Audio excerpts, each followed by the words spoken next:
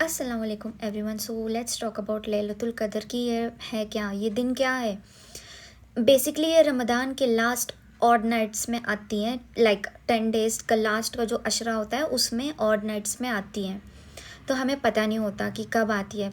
Then आपको इस रात में मैं बताती हूँ कि क्या हुआ था।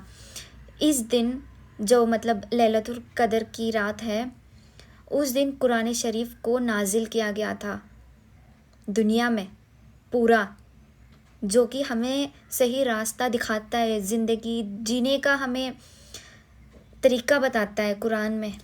तो सोचो ये कितनी बड़ी रात है। आप ऐसे ही मजाक करने में रमज़ान में थक गए तो रात को सो जाते हैं। No, you have to not do that. You should never leave this opportunity.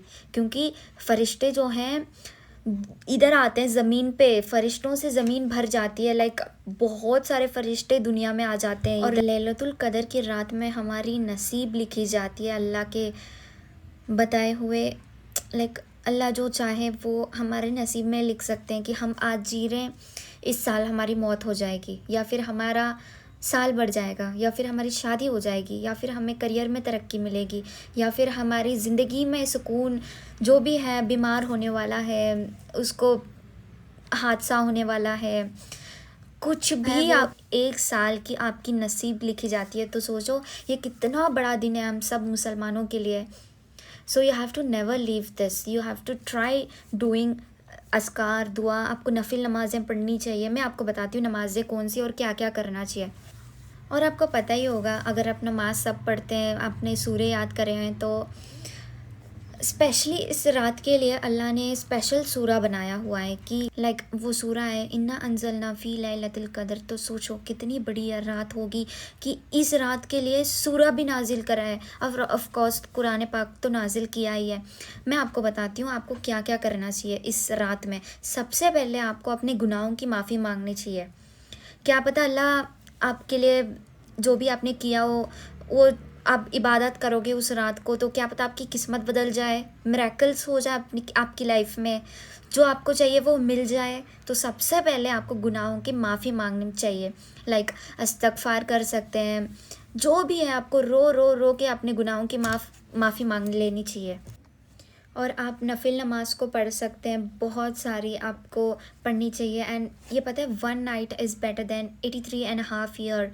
इतनी साल की आपकी इबादत हो सकती है अगर आप उस रात को कुछ भी पढ़ते हैं। अगर आप सदका भी देते हैं तो वो 80 टाइम्स मल्टीप्लाई हो जाता है कि 80 साल तक आप वो कर रहे हैं।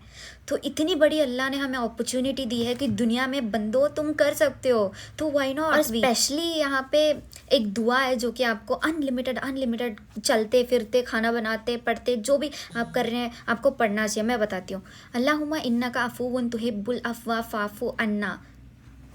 और ये रात जो होती है वो मगरिब से स्टार्ट हो जाती है और सुबह फजर तक रहती है। तो तहज्जुद को भी आपने नहीं छोड़ना है, बिल्कुल भी नहीं छोड़ना है।